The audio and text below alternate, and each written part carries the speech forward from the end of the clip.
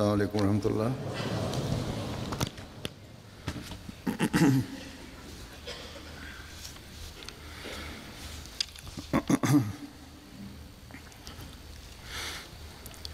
أشهد أن لا إله إلا الله وحده لا شريك له وأشهد أن محمدا عبده ورسوله أما بعد فأعوذ بالله من الشيطان الرجيم بسم الله الرحمن الرحيم الحمد لله رب العالمين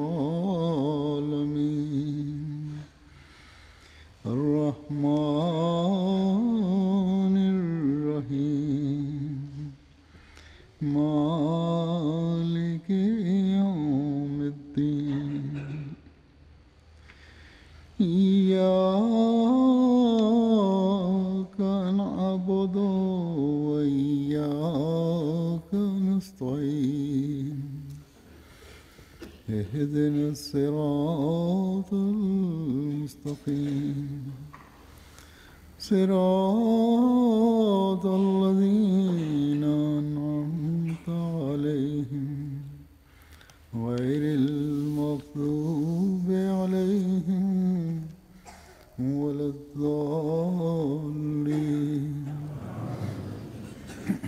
Hz. Mesih Maud Aleyhisselatü Vesselam bir yerde diyor ki gerçek ve asıl dua için dahi dua gereklidir. Sonra bir yerde buyurdu ki ben bir defa düşündüm, salat ve namaz arasında ne fark vardır? Hadiste salat duadır diye gelmiştir. Namaz dua ibadetin mağzıdır. Unutmayınız ki namaz öyle bir şeydir ki bunun dünyada düzelir ve din dahi düzelir. Namaz öyle bir şeydir ki insan onun kılmasıyla her çeşit pisliklerden ve hayasızlıktan korunmuş olur. Dedi ki böyle bir namaz kılmak insanın kendi elinde olmaz. Böyle bir namaz her insanı kötülüklerden ve hayasızlıktan korusun. Tabi Allah-u Teala buyurmuştur ama bu insanın elinde olmaz. Kendiliğinden insanın elinde değildir bu. Bu yol Allah-u Teala'nın yardımı olmadan insanın eline geçmez. İnsanı kötülüklerden ve hayasızlıktan koruyan namaz Allah-u Teala'nın yardımı olmadan insana nasip olmaz. Doğru yolda yürümesine sağlayan Allah-u Teala'nın yardımı olmadan kendisine kendi eline geçmez. İşte bütün bunlar bizim dikkatimizi şu yöne çekiyorlar ki bizim ibadetlerimiz ve dualarımız nasıl olmalı? Dua etmek için bizim ne yola başvurmamız gerekir?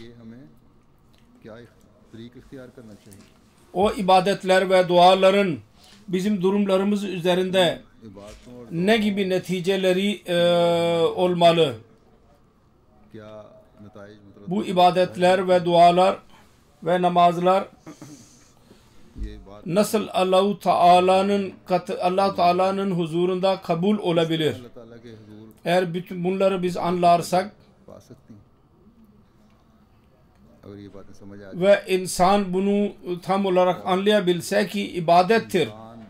İnsanın yaratılış gayesini eğer bunu biz anlayabilsek ve insan da bunu anlayabilse ve bunu elde etmesiyle insanın hayatı süslenebilir. Eğer bunu insan anlayabilse o zaman bütün diğer işleri bırakarak bu önemli gayeye ulaşmaya çalışacak.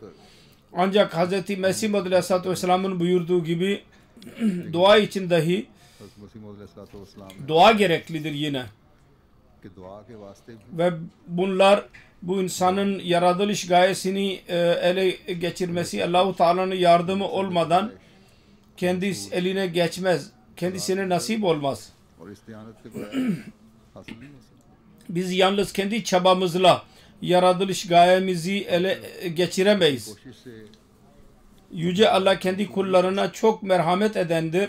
अल्लाह ताला O Kur'an-ı Kerim'de ilk surede bize böyle bir dua öğretmiştir.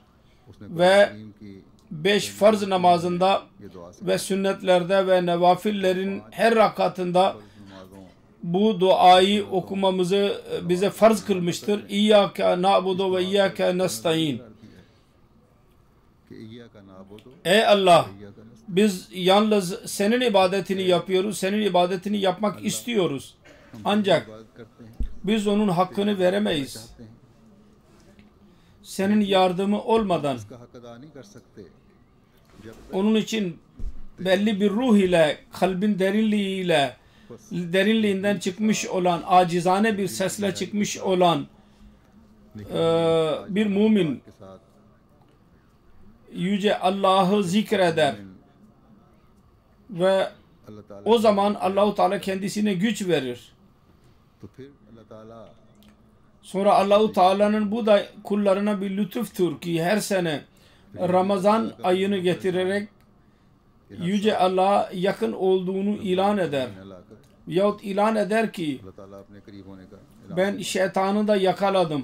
ये ऐलान फरमाता है Şunu ilan eder ki कि मैंने Ben शैतान को झगड़ती है her öyle kula yardım etmeye razıyım ki मैं हर उस hatta ona yardım ederim ki halis olarak bana gelmek isteyen kula yardım ederim.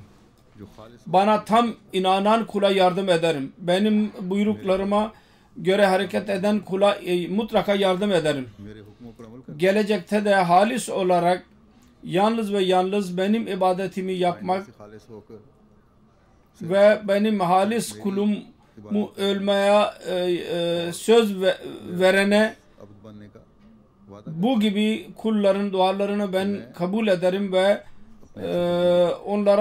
onlar dualarına icabet ederim. Eğer eksiklik varsa kullarda vardır.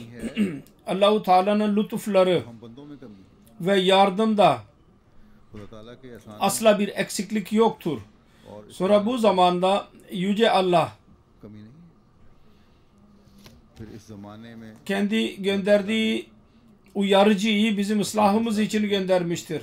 हमारी इस O da Abd-i Kamil Resulullah sallallahu aleyhi ve sellem'in bir kölesi olarak gelmiştir. वसल्लम Ve tekrar bizi Allah-u Teala ile birleştirmek için ve onun kulu olmak için ve onun ibadetlerini yapmamız için ve को में ताक होने ondan nasıl yardım alabileceğimizin yollarını bize öğretmiştir. Onun için ben burada Mesih Muhammed Aleyhisselatü Vesselam'ın buyruklarının ışığı altında İyyâke na'budu ve İyyâke nestaîn और इरशादात bunu biraz detaylı olarak beyan edeceğim. वैया का नस्तईन Hangi incelikle वदात Hz. Mesih Muhammed Aleyhisselatü Vesselam की İyyâke na'budu ve İyyâke nestaîn'in anlamını bize öğretmiştir. इन्ना वैया का नाम Eğer biz bunu anlayarak का मतलब समझाया है hayatımızın bir parçası haline getirmeye çalışsak अपनी जिंदगियों का हिस्सा बनाने Allah-u Teala bize bunu kuvvetini bize nasip etse अल्लाह ताला हमें इसकी तौफीक o zaman biz yüce Allah-u Teala'nın ibadetinin hakkını vermeye çalışan olacağız. अबूदियत का हक अदा करने की कोशिश करने वाले ही बन जाएंगे और ये तब भी हो सकता Bu da bidat ibadetlerimizi en yüce mertebe ulaştırmaya çalışacağımız zaman olabilir ve acizane bir şekilde Allah-u Teala'nın önünde eğilerek onun yardımını istediğimiz zaman olacak. O zaman biz Abdurrahman olan insanlar arasında sayılabileceğiz. İmanda जो अब्दुर्रहमान कहलाते हैं öyle yüceliği ईमान में yakalayanlar olacağız. पैदा करने वाले बन सकेंगे Ki Allah-u Teala onu emretmiştir. Allah-u Teala'nın emrettiği yüceliği elde eden olacağız. Yahut bir müminden beklenen ibadetin yüceliğini elde edenler olacağız. Mesih Muhammed Aleyhisselatü Vesselam'ın irfanı ki Allah-u Teala kendisine bahşetmiş idi. जो अल्लाह ताला ने आपको अता फरमाया Bu hazinenin इस खजाने hazinelerden bazı incileri size sunacağım. मैं से चंद जवाहिर पेश करूंगा. O da kendi literatüründe bize bunu nasip etmiştir. Bize vermiştir. Allah-u Teala der ki, Allah-u Teala आप फरमाते İyyâke na'budu ve İyyâke nestaîn cümlesinden önce bunu हैं का नाबुद koymuştur ve जुमला Allah-u Teala'dan yardım istemeden önce dahi Allah-u Teala'nın Rahman oluşuna işarettir bu cümlede. Sanki güya Allah-u Teala'ya şükreder ve der ki, ey benim yaratanım, मैं रब का शुक्र अदा करता ben senin nimetlerime, senin bana verdiğin nimetlere teşekkür ediyorum. नेमतों पर Ki benim duam, benim teşekkürüm, benim amelim ve çabam ve rububiyet ve rahmaniyet मेरी कोशिश और जो तेरे soru soranlardan daha önce olan Rab oluşunu istemeden önce sen onu bana nasip ettin. इस्तियानत से Onun için ben senden her çeşit doğruluk, हर किस्म की कुव्वत başarı रास्ते istiyorum और कामयाबी ve और उन मकासद yardım istemek ve irdemekle insana bahşedilen yardımı senden istiyorum. और तू बेहतरीन अता करने वाला है. Allah-u Teala kul insanın Allah-u Teala'nın minnetlerini अल्लाह ताला yad ederek, onları hatırlayarak, जो अल्लाह Allah-u Teala'nın Rahman oluşunu hatırlayarak Allah-u Teala'ya şükrederse ताला का शुक्रगुजार बनता है. bu ibadet ve gerçek abd olmak için ilk adımdır. इबादत Ve और हकीकी अब्द बनने की तरफ पहला कदम. bir kul bu mertebeyi anladığı zaman ibadete ilerlemek için çaba sarf eder. तो फिर इबादत Sonra kul der ki, होती रहती. Rabbine der ki, फिर बंदा कहता है अपने खुदा से kul olmamın ने yüceliklerini sen beyan ettin. Ben hepsini ele geçirmek istiyorum. Senin bütün nimetlerinden pay almak istiyorum. तेरी हर किस्म की Manevi ve maddi ilerlememin अपनी रूहानी malzemelerini, imkanlarını ele geçirmeye çalışıyorum. Elde etmeye çalışıyorum. Ama bu senin yardımın olmadan olamaz. Onun için bana yardım et ya Rabbi. गैर नहीं हो सकता. Ve ondan sonra Allah-u Teala'nın yardımının kapıları açılır. फिर Ve अल्लाह ताला की मर्जी ilerlemenin menzilleri dahi kat edilir. तरक्की की मंजिलें भी तय होती Buyur Mesih Muhammed Aleyhisselatü Vesselam dedi ki Allah-u Teala Rahman oluşu neticesinde verdiği nimetlere teşekkür ederseniz, की वजह से şükranını bildirirseniz o zaman ibadete dahi dikkatinizi çekilecek ve o gayeyi elde etmeye de dikkatiniz çekilecek. Bu temel noktadır ve ruhtur. Bunu gözlerimizin önünde bulundurarak bizim İyyâke na'budu ve İyyâke nestaîn duasını okumamız gerekir. तो वही है कि नस्ताईन. Sonra bunu izah ederken फिर आप neden इस बात की Allah-u Teala bu duaya dikkatimizi çekmiştir? Bunu izah ederken buyuruyor ki bu ayetlerde nimetlere, sana verilen nimetlere teşekkür etmek için teşvik edilmiştir. Ve temenni edin nimetleri elde etmek için sabır ना हो ve kamil ये सब्र nimetlere और काम ilerlemek için आला चीजों की तरफ teşvik की तरफ ki siz de sabır edenlerden olasınız ve şükredenlerden olasınız. सब्र करने वालों Sonra teşvik edilmiştir. फिर इन आयात Kulun तरगीब दी गई है. himmeti ve gücü हिम्मत और कुव्वत की निस्बत onun var olmadığı beyan edilmiştir. और Yalnız Allah'tan dua, aciz ve kibarlıkla onu hamd ederek Allah-u Teala'nın önüne koyması için korku ile सामने bir çocuk gibi, bir bebek gibi और खौफ ki annesinin kucağında olan bir bebek gibi biz Allah-u Teala'dan yardım istemeliyiz. Bu teşvik edilmiştir. की तरगीब है और तमाम मखलूक से और ज़मीन की सब चीज़ों से मौत यानी पूरी ला ताल्लुक Bunda फरमाया कि unutmamamız gerekir. इसमें Teşvik etmiştir. Teşekkür etmeye teşekkür etmiştir. İnsan Allah-u Teala'ya şükür etsin. शुक्र करने की sabır ve dua गुजार बंदा बने। सब्र teşvik edilmiştir ki siz o sabır neticesinde mustakil bir şekilde इस सब्र की वजह से şükür जिसे दुआ की वजह से edenlerden ve मुस्तकिल sabredenlerden olasınız ki Allah-u Teala onlara mükafatlandırır.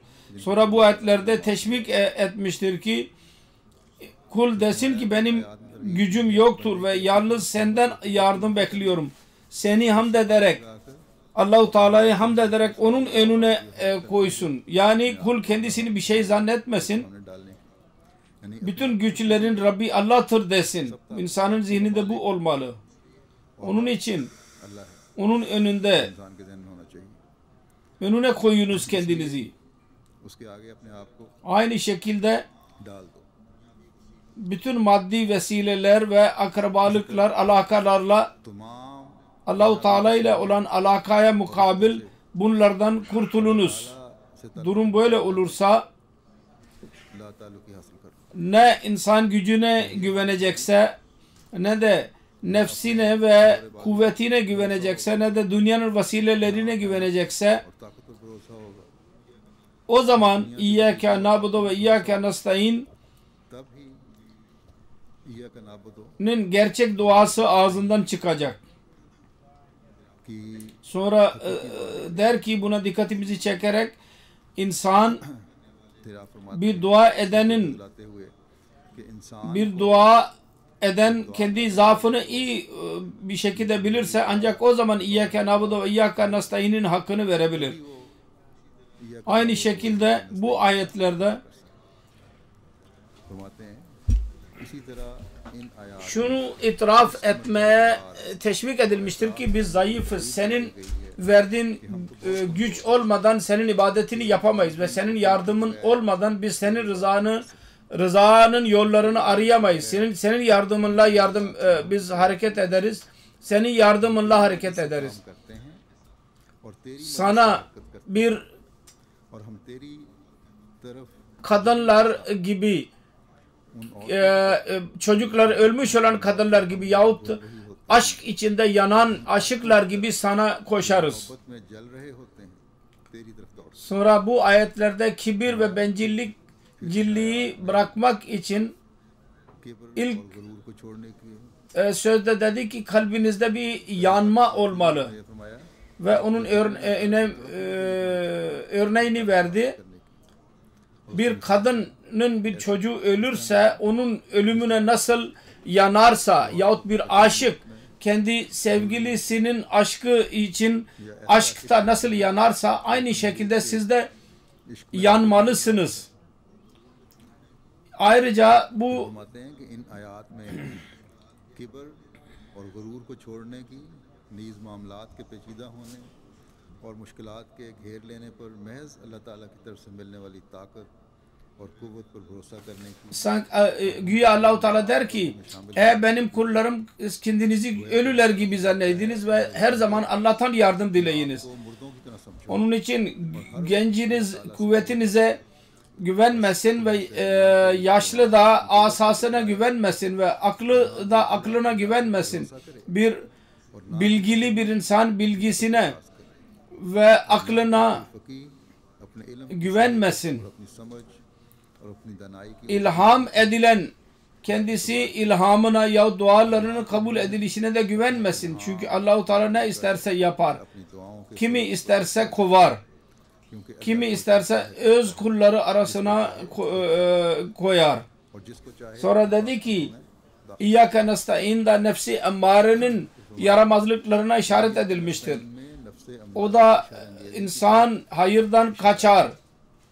जो नेकियों की तरफ रागब होने से यूं भागता है Nasıl ki जैसे alışmamış olan bir deve birisinin kendi üzerine binmesine izin vermez. Aynı şekilde एक अजदहा की तरह है जिसका शर बहुत बढ़ गया है और उसने हर sen görüyorsun ki bu zehir हड्डी की तरह बना दिया और तू देख रहा है कि वो जहर senin üzerine saldırmaktadır ve bir arslan gibi senin üzerine saldırmaktadır. तो पीछे नहीं हटता कोई ताकत कुव्वत Allah-u Teala'nın yardımı olmadan, şeytanlara helak eden yardımı olmadan, खुदा ताला की मदद bu Keramat-ı Sadık'ın Arapçanın Urduca tercümesiydi. करामतुल सादिकीन Emirül Müminin diyor ki böyle dua ederken böyle bir insan düşünürse जब ये दुआ करते ya böyle bir düşüncesi olursa ki benim nefsi ammarem beni kötülüklere çekmektedir, ona götürmektedir ve ben bundan korunmalıyım. बुराइयों में मुब्तला करने की तरफ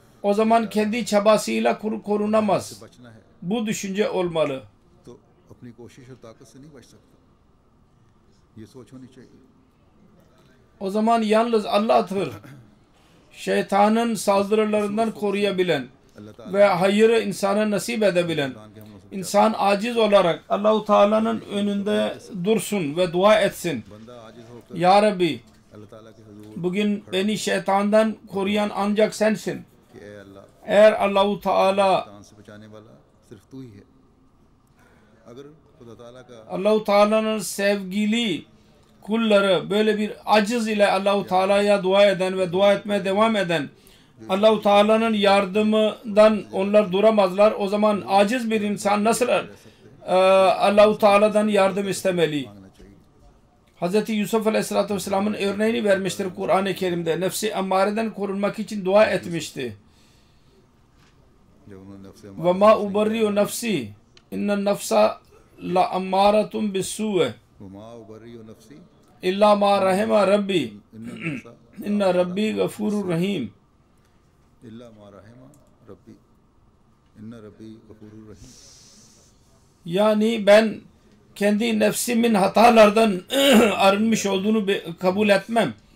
वो गलतियों से इकरार नहीं Allah-u Teala merhamet ederse o başka. सिवाय उसके Yoksa insanın nefsi kendisini kötülüğü telkin eder. Benim Rabbim lütfedendir, merhamet edendir. वाला और बार बार Bu duayı göz önünde bulundurarak insan İyyâke na'budu ve İyyâke nâbedin duasını yapabilir. Faiz याफ्ता जब ये इंसान दिल में ख्याल करे Allah-u Teala'nın yakınları dahi dua ediyorlar. O zaman bizim ne kadar dua etmemiz lazım? Ancak o zaman bir insan gerçek kul olabilir. Sonra der ki एक इंसान nabudu ve nesta'in'den önce nabudu kelimesi kullanılmıştır. Bunda birçok nokta vardır. और नस्तईन से Biz insanlar için और भी bunları yazıyoruz. हैं जिन्हें हम इन लोगों के लिए यहाँ लिखते हैं Kur'an-ı Kerim'in ayetlerini जो सरंगियों की रूह पर नहीं Fatiha suresini seven insanlar için biz burada yazıyoruz ve müştaklar için buna ilerleyen için biz bunu yazıyoruz ve o noktalar şunlardır ki उसकी तरफ Allah-u Teala kullarına öyle bir dua öğretir ki कि अल्लाह ताला bunda onların şansı vardır ve Allah-u Teala der ki bana aciz ile है मेरे बंदो dua edin. Deyiniz ki ey Rabbimiz İyyâke na'budu biz yalnız sana ibadet ederiz. Yalnız या का नाबुदो हम तेरी इबादत करते हैं लेकिन बड़ी Riazat şeytanın vesveselerinden ve kuru düşüncelerinden ve değişik से अंदाज karanlık düşüncelerden और तो biz तमाम और तारीख ख्यालात के साथ हम सैलाब के गदले पानी की माने yalnız zanna ibadet ediyor, tabi oluyoruz. Yakin elimize geçmemiştir. İyyâke na'bududur fakat bunlarda yakin yoktur. Bir है लेकिन इंसान perişan bir durumdadır insan. Allah-u Teala bizim saadetimizi göz önünde bulundurarak bize öyle bir dua öğretmiştir ki bunda kullu yerine getirdiğimiz zaman Allah-u Teala onu kabul edeceğini bize söz vermiştir. Ondan sonra da İyyâke nesta'in demiştir. İnsan bir şey zannetmese kendisini ve utanarak dua ederse o zaman İyyâke nesta'in der. Allah-u Teala ondan sonra da yardım için gelir. नस्तईन की दुआ करता है तब अल्लाह ताला Sonra dedi ki Allah-u Teala buyuruyor ki İyyâke nesta'in deyiniz ondan sonra bu durum elinize geçince o zaman İyyâke nesta'in deyiniz. Biz yalnız senden yardım dileriz.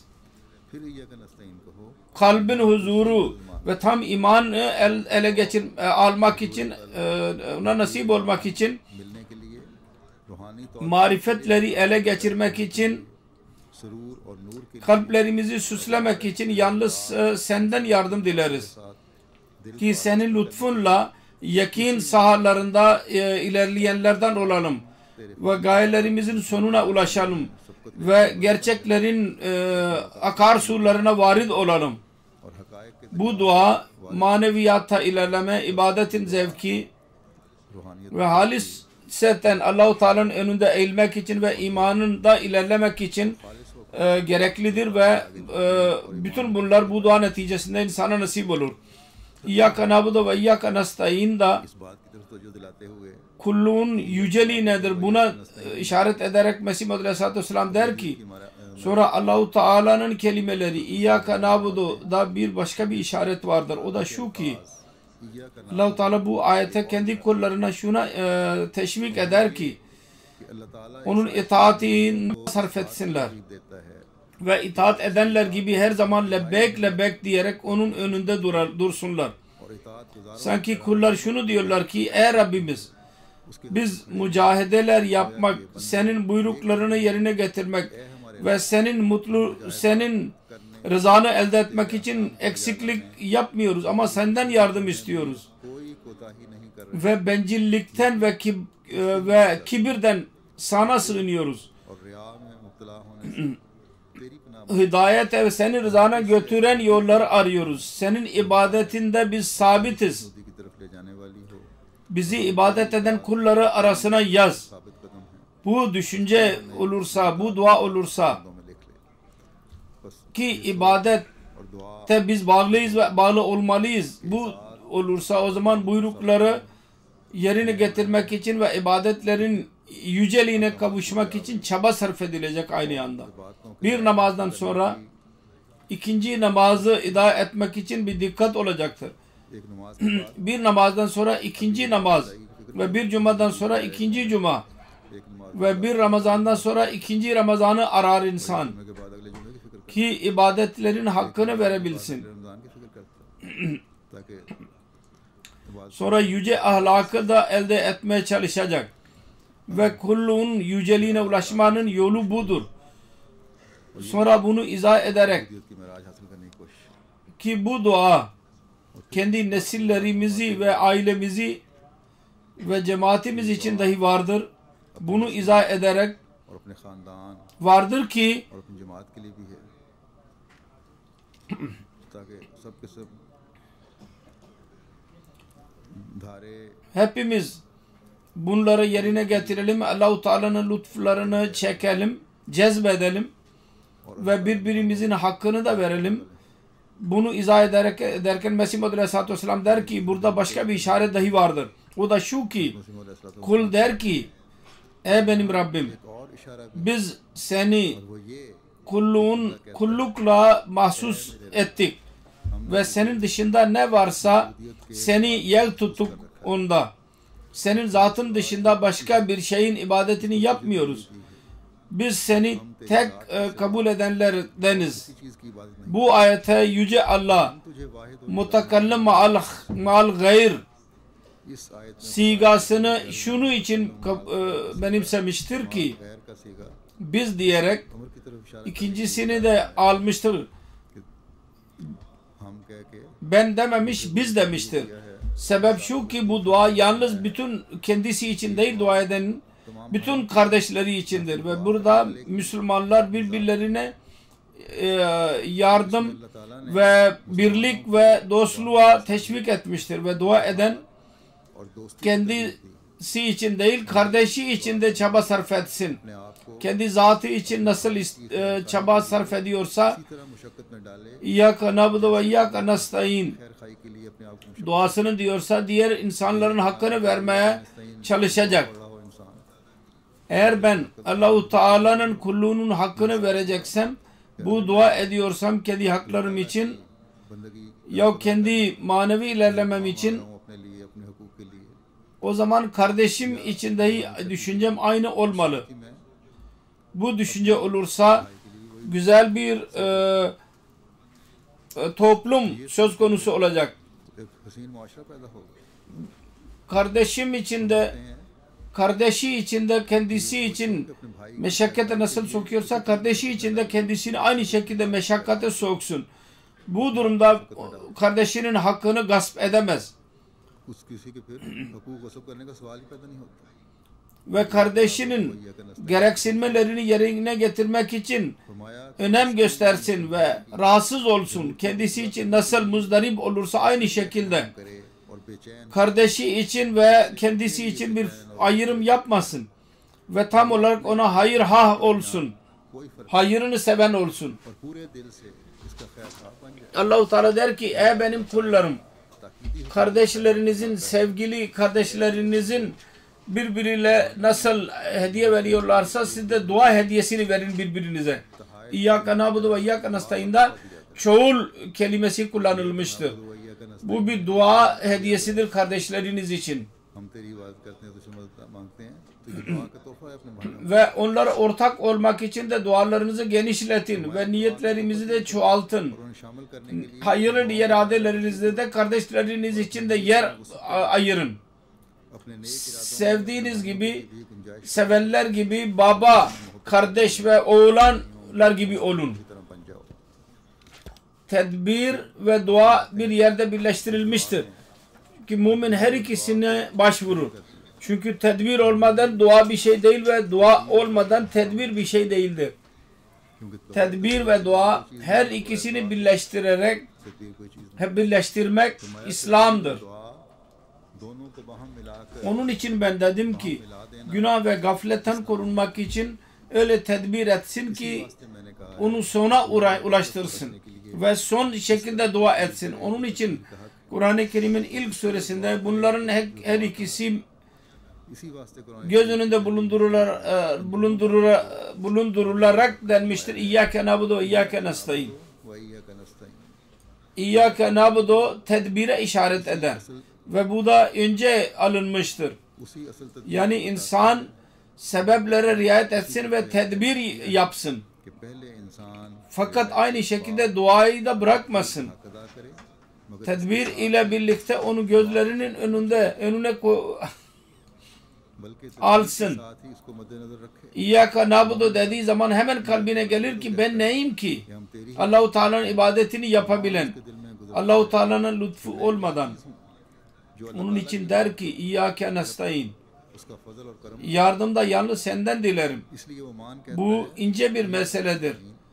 Bunu İslam dışında başka hiç kimse bunu anlamamıştır. Mümin tedbir ve dua her ikisinden istifade eder. Tam olarak tedbir eder ve ondan sonra bütün muameleyi Allah-u Teala'ya bırakarak dua eder. Ve Kur'an-ı Kerim'in bu talimatı Kur'an-ı Kerim'in ilk suresinde beyan edilmiştir. İyyâke na'budu ve iyyâke nestaîn demiştir. Her kim gücünü kullanmazsa kuvvetlerini zayi eder. Bu kadarla kalmayıp günah işler. Eğer tam tedbir yapmıyorsa ve yalnız ben dua ediyorum ve dua ile mesele hal olacak diyorsanız bu da günahtır.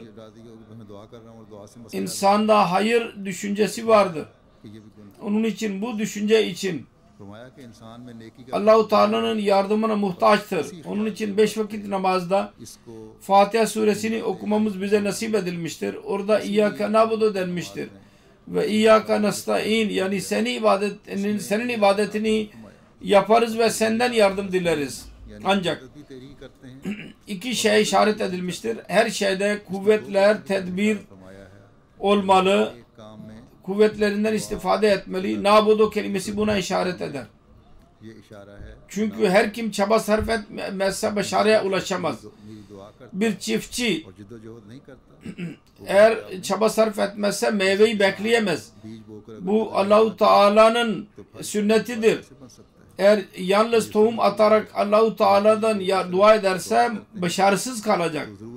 Çünkü tohum attıktan sonra sulamak lazım. Ve hayvanlardan onları korumak lazım. Ve çalılardan da onu kurtarması lazım.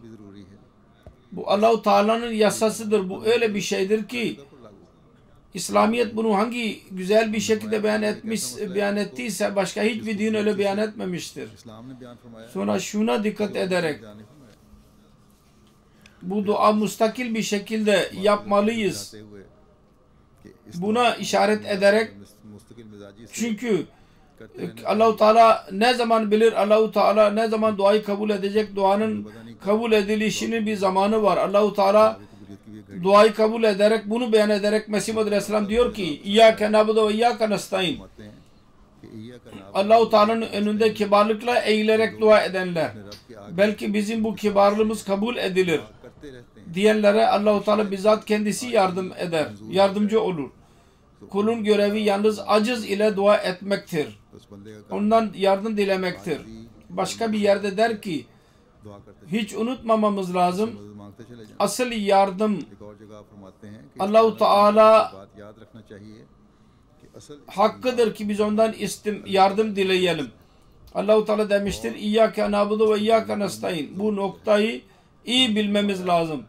Mustakil bir şekilde ve tekrarla Allah-u Teala'nın yardımı onun önünde durarak ondan dileyelim. Bir olay, hadise vardır. Bir sahabi, Mesih Muhammed Aleyhisselatü Vesselam'ın sahabesi, ismini unuttum.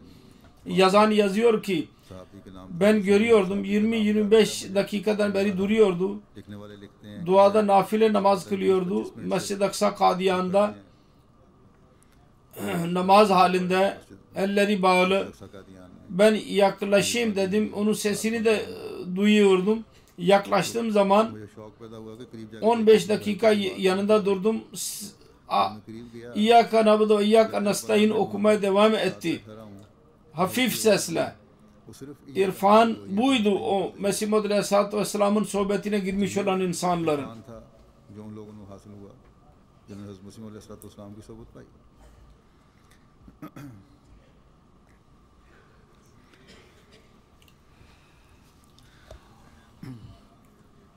İşte bu irfandır.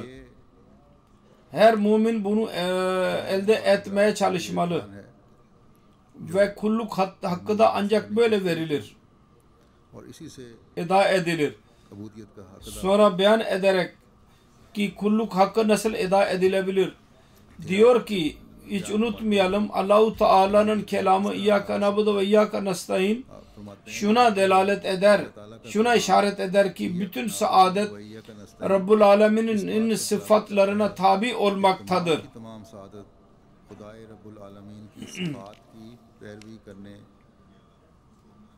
Yahut onları benimsemektedir. Kul tekrarla dua ederse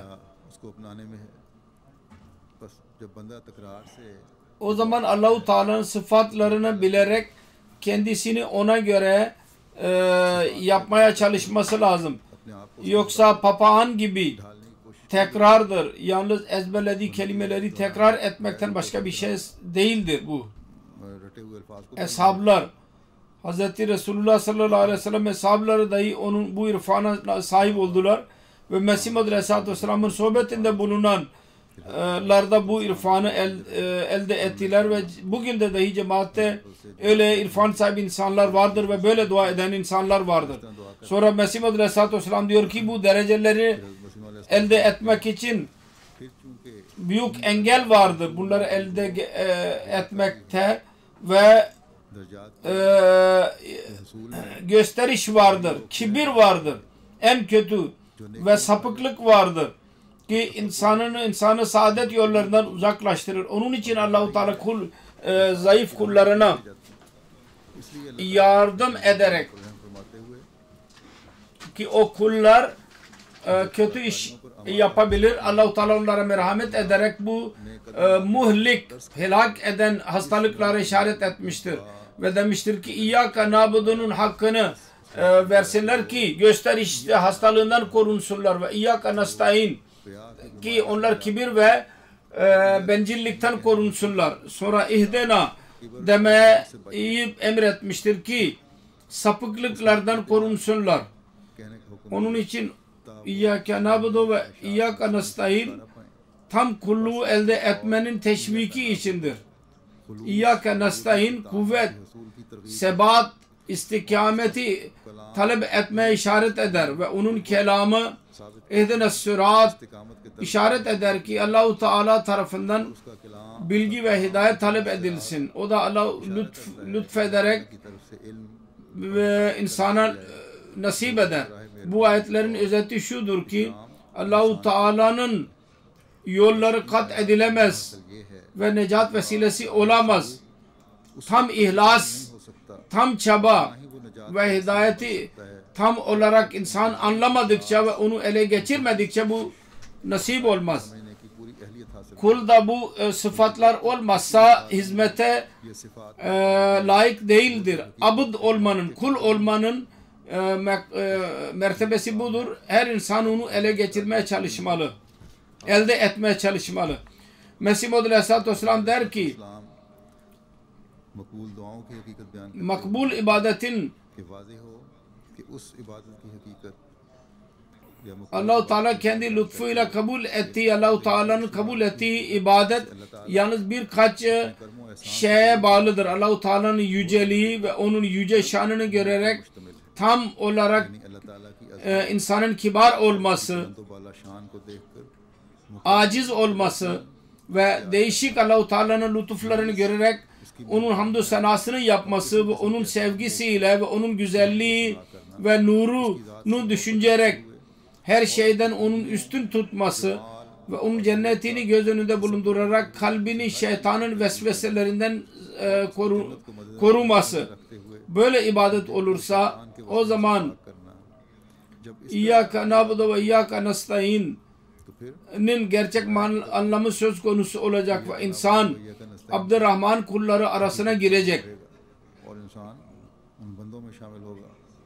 İbadetten ne murattır? Bu konuda dedi ki Allah-u Teala ilk sure Fatiha suresinde böyle bir talimat vermiştir. İyyâke na'budu ve İyyâke nestaîn. Burada ibadetten murad kulluk ve marifet her ikisidir. Zahiri ibadet ve onun irfanını elde etmek. Her ikisinde insanın aczı beyan edilmiştir.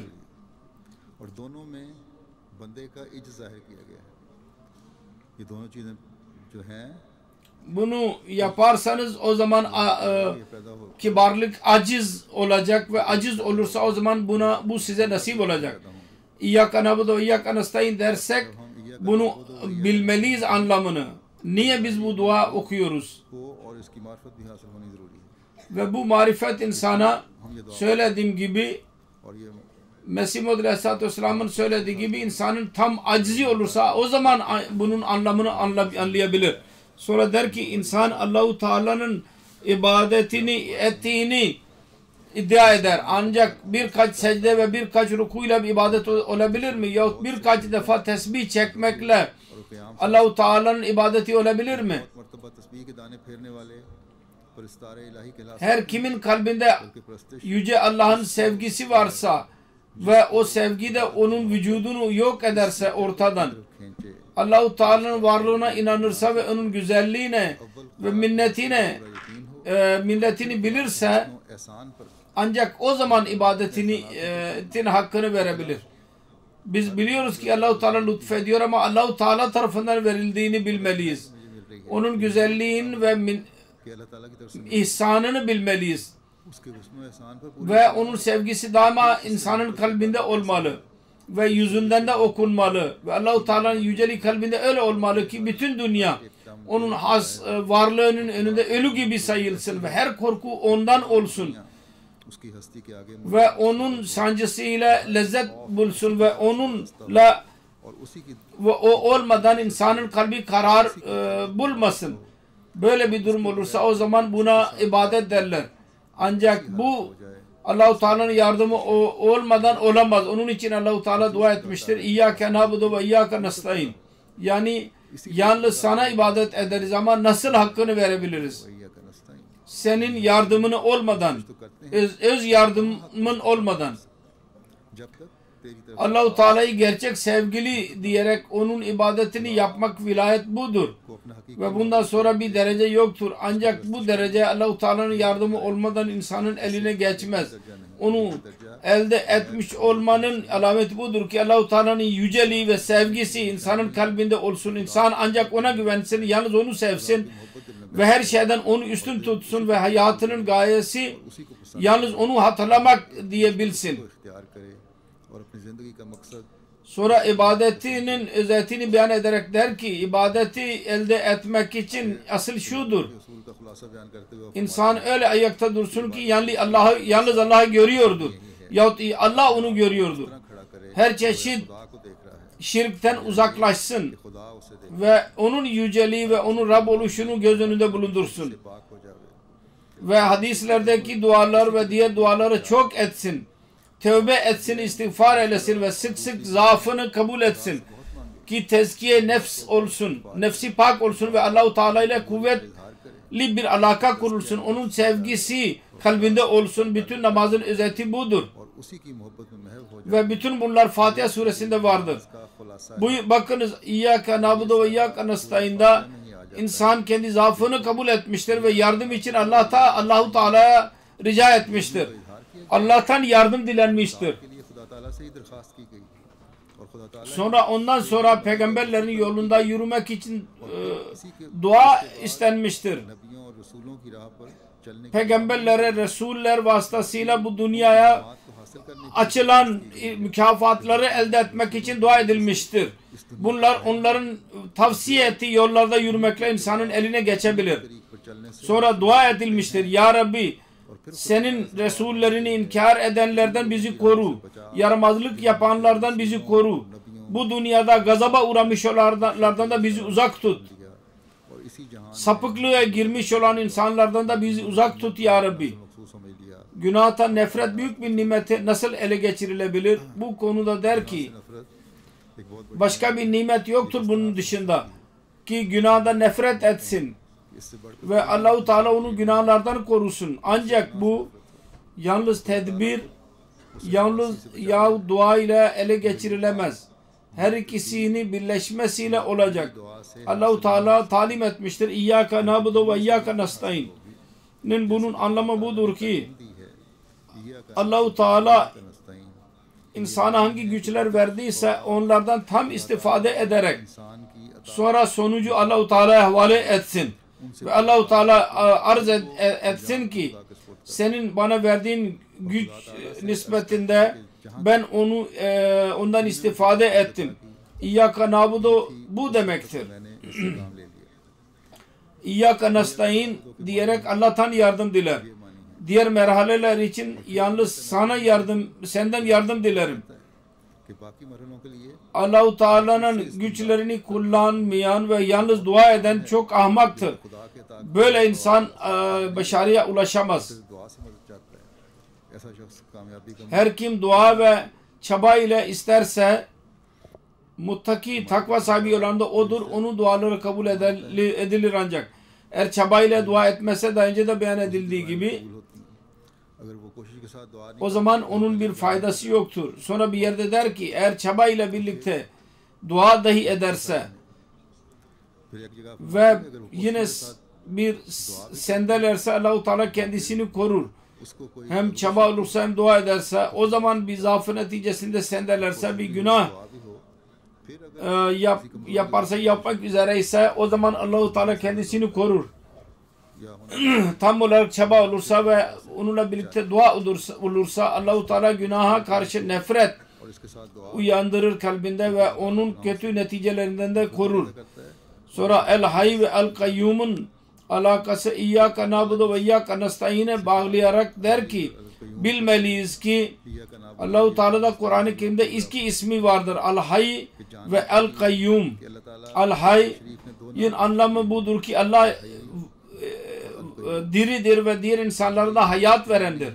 El-Kayyum kendisi kaimdir ve diğer insanları da ayakta tutar. अल-क़य्यूम खुद Her şeyin और दूसरों के क़याम का असली बायस var oluşu bu iki sıfata bağlıdır. और जिंदगी Hayy isterse ki onun ibadetini yapalım. से है Fatiha suresinde İyyâke nâbudu bunun mazharıdır. की जाए Ve El-Kayyum ondan yardım dilensin. O da İyyâke nestaîn kelimesiyle beyan edilmiştir. सहारा तलब किया जावे इसको इय्याका नस्तईन के लफ्ज़ से İster maddi olsun ister manevi olsun दुनियावी Allah-u Teala'nın gerçek kulunu olmak için मामलात तरक्यात हैं insan bunlardan istifade edebilir. Dünya ve ahiret nimetlerine nail olabilir. Daha önce de beyan edildiği gibi दुनिया और आखिरत rahmaniyetin वारिस बन सकते anlamlarını हैं। जैसा कि पहले ही बयान हुआ है, teşekkür etmek ibadeti nasip eder insana इबादत ve Allah-u Teala'dan yardım की तालब होती है। ये तलब diler जो है वो इस्तिआनत है, मदद ve bu hem maddi ve hem manevi her iki ये दुनिया पर भी हावी है और रूहानी मामला। her ikisini kapsamaktadır. जैसे कि मैंने शुरू में बयान किया था कि नमाज Mesih Maud Aleyhisselatü Vesselam bir yerde der ki के बारे में वजाहत फरमाते हुए en üstün ibadet şudur ki और insan durmadan 5 vakit namaz Afzal इबादत ये ilk vakitte eda etmeye çalışsın ve farz ve sünnetleri de hiç durmadan और फर्ज eda etsin ve kalbin huzuru ile zevk ve şevk ile ibadet etmeye çalışsın. Çünkü namaz öyle bir binektir ki पूरी तरह insanı Allah-u Teala'ya kadar götürür. एक ऐसी सवारी है Bunun vasıtasıyla insan öyle yüce mertebe ulaşabilir ki orada insan atlarının sırtları üzerinde ulaşamaz जहाँ घोड़ों ve namazın semereleri oklarla elde edilemez. का शिकार समरात यानी उसके फल जो हैं तीरों Bunun से sırrı kelimelerle beyan किया edilemez. जा सकता। इसका राज Ve her kim जाहिर नहीं, bu yolu benimsediyse o hak ve gerçeği bulmuştur जिस शख्स ने ve o sevgiliye ulaşmıştır. O da gayb perdesi altında bulunuyor इस महबूब तक पहुंच ve şüphelerden uzaklaşmıştır. Sen göreceksin ki onun günleri aydındır ve onun sözleri inciler gibidir ve onun yüzü रोशन है, dolunay gibidir. बातें मोतियों की मानंद हैं और उसका चेहरा Her kim Allah-u Teala için aciz bir şekilde eğilirse Allah-u Teala onun önünde अल्लाह के लिए padişahları होता है। eğilmelerini sağlar ve o kulu da sahip kılar. İcazül Mesih'in yazısıdır bu. Mesih Madres Emirül Müminin diyor. इसका हवाला है अजीब Namaz üstün ibadettir. Kulu Allah-u Teala'ya yaklaştırmanın bir yoludur. Ancak bazı kimselere Allah-u Teala der ki onların namazları kabul olmaz.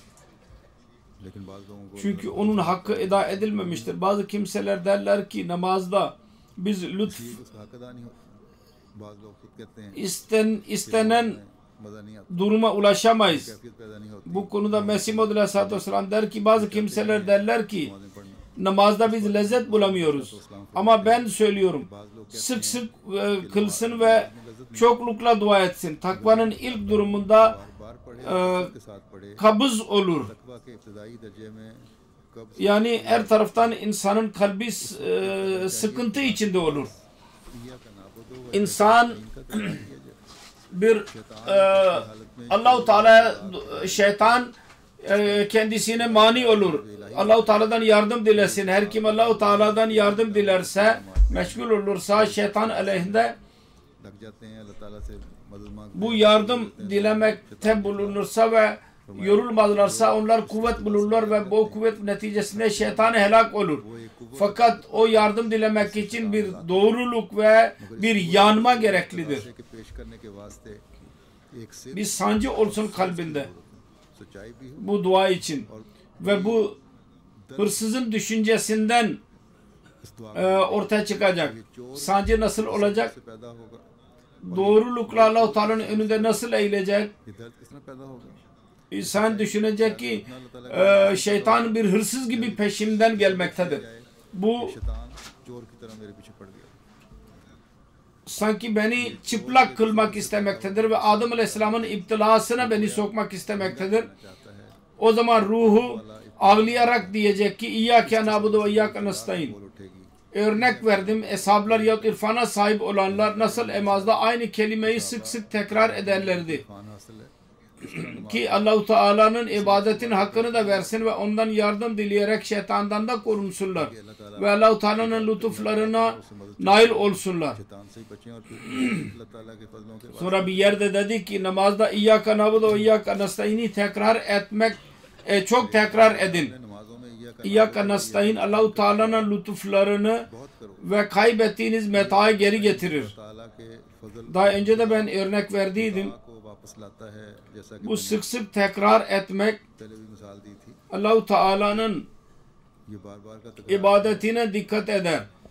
Allah-u Teala'nın kaybettiği metayı geri getirir. तो जो दिलाती है फरमाते İyyâke na'budu onu geri getirir.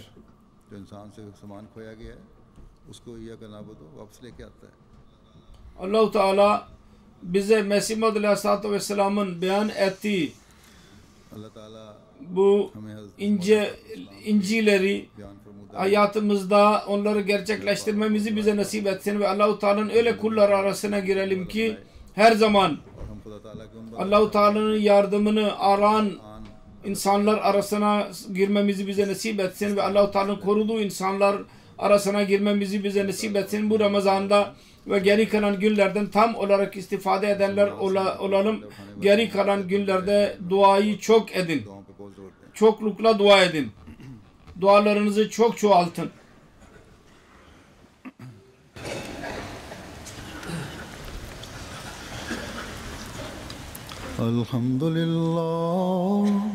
Elhamdülillah nahmaduhu ve nesta'inuhu ve nestağfiruhu ve nu'minu bihi ve netevekkalu aleyh ve na'udzu billahi min şururi enfusina ve min seyyiati a'malina. من يهده الله فلا مضل له ومن يضلل فلا هادي له ونشهد أن لا إله إلا الله ونشهد أن محمدا عبده ورسوله. عباد الله رحمكم الله إن الله يأمر بالعدل والإحسان وإيتاء ذي القربى وينهى عن الفحشاء والمنكر والبغي يعظكم لعلكم تذكرون. اذكروا الله يذكركم وادعوه يستجب لكم ولذكر الله أكبر.